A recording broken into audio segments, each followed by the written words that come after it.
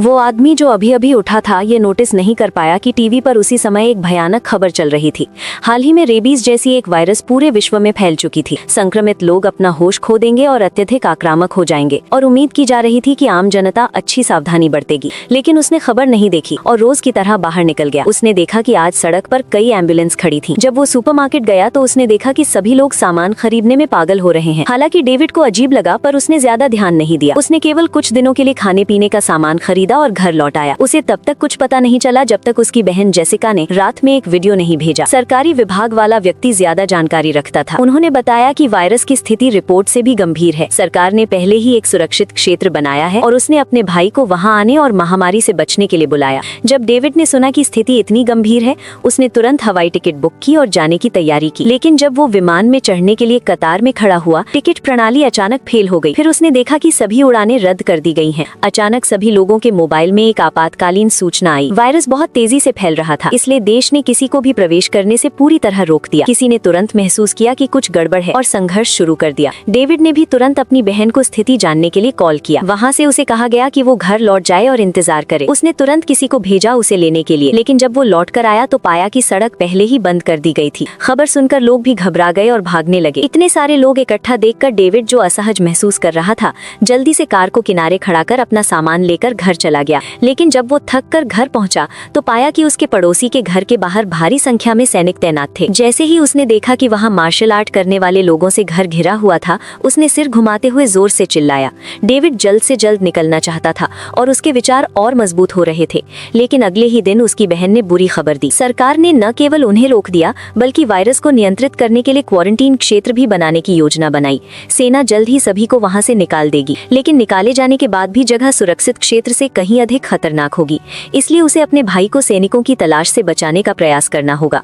इंतजार करना होगा जब तक ये जगह पूरी तरह से खाली ना हो जाए। बचाव के लिए लंबा समय लगेगा। डेविड तुरंत सुपरमार्केट गया ताकि कुछ सामान जुटा सके, लेकिन पाया कि शेल्फ पहले ही खाली हो चुके थे। कोई उपाय न देखकर उसने केवल जमीन पर बिखरा खाना उठाया। लेकिन जब वो पैक किया हुआ बैग लेकर जाने ही वाला था, उसने अचानक देखा कि एक प्रसिद्ध पुलिस अधिकारी हाथों में खून लिए दौड़ रहा है। फिर वो डर के मारे सुपरमार्केट का दरवाजा बंद कर दिया। लेकिन डेविड की प्रतिक्रिया से पहले ही उसने देखा कि बड़ी भीड़ चिल्लाते हुए भाग रही थी। अचानक एक प्रसिद्ध पुलिस अधिकारी संक्रमितों द्वारा गिरा दिया गया। वो स्टिक के ऊपर दौड़ा और मदद करना चाहता था, लेकिन अगले ही सेकंड में उसने संक्रमित की हिंसक गति का सामना किया। दोनों ने मिलकर संघर्ष किया और अंततः स्थिति को संभाला।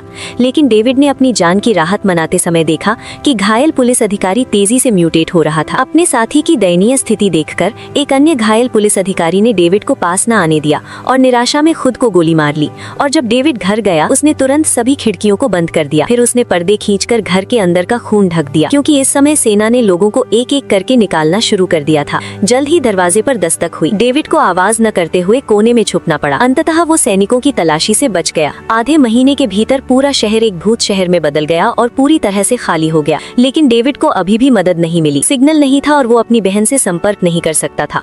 और इस समय खाने का सामान खत्म होने वाला था। उसके पास कोई विकल्प नहीं था सिवाय इसके कि बाहर निकलकर जरूरी सामान ढूंढे। केवल एक बंदूक लेकर वो बहुत दूर नहीं जा सकता था। वो पास के पड़ोसी के घर में जाकर ही चीजें ढूंढ सकता था। कई घर खोजने के बाद भी उसे कुछ नहीं मिला। जब उसने अगले शहर में जाने की कोशिश की तो उसने देखा कि कुछ लोग अभी भी नहीं निकले थे।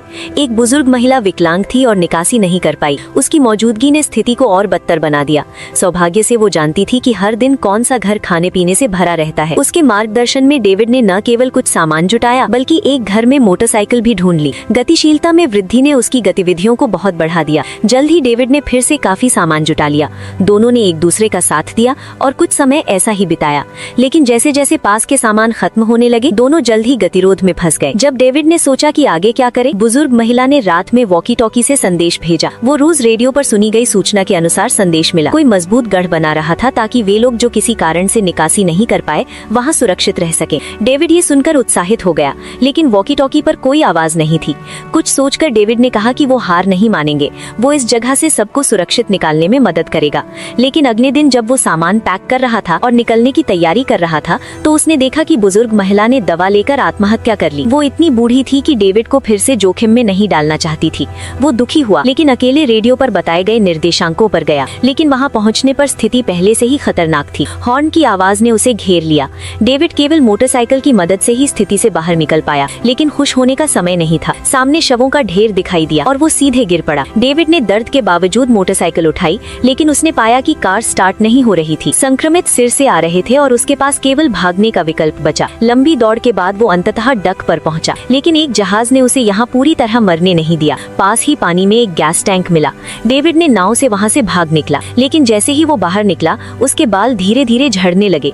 जब वो समझ ही नहीं पा रहा था कि क्या करे, दूर एक जहाज डूबा हुआ दिखाई दिया। डेविड ने तुरंत मदद के लिए चिल्लाया। इस तरह वो फिर से भाग्यशाली होकर बच गया, लेकिन सभी की आंखें और भाषा अलग थीं, जिससे उसे असुरक्षा महसूस हुई। सौभाग्य से किसी ने उसकी भाषा सीख ली थी। जब उसने सुना कि वे जहाज की मरम्मत के लिए सप्लाई लेने जा रहे हैं, डेविड ने कहा कि वो स्थानीय है और रास्ता दिखा सकता है और वो जानता है कि एक सुरक्षित क्षेत्र है। लेकिन कप्तान ने बहुत उत्साहित होकर प्रतिक्रिया नहीं की। उसने कई जीवित समूहों के कथित सुरक्षित क्षेत्र देखे थे। डेविड ने केवल कहा कि अस्पताल में हेलीकॉप्टर है, वो दोनों उसे सुरक्षित क्षेत्र ले जा सकते थे। लेकिन मार्क ने सोचा और फिर भी कुछ नहीं किया। डेविड अकेले नहीं बच सकता था। रात में वो क्रू के लाउंज में छुपकर गैस टैंक की चाबी चुराने की योजना बना रहा था, लेकिन उसने देखा कि कल आए जीवित लोग वहां बंधे हुए थे। डेविड ने देखा कि मार्क ने रस्सी खोली, लेकिन अगले पल जो भागने वाला था उसे सीधे रेत में गोली मार दी गई। क्रू और मार्क जो देख रहे थे जल्दी नीचे दौड़े, लेकिन एक निर्णायक पल में डेविड चुपके से आगे बढ़ा। उसने लड़ाई के बाद दूसरे व्यक्ति को मार डाला। पता चला कि मार्क ने उस दिन की बातें मान ली थी।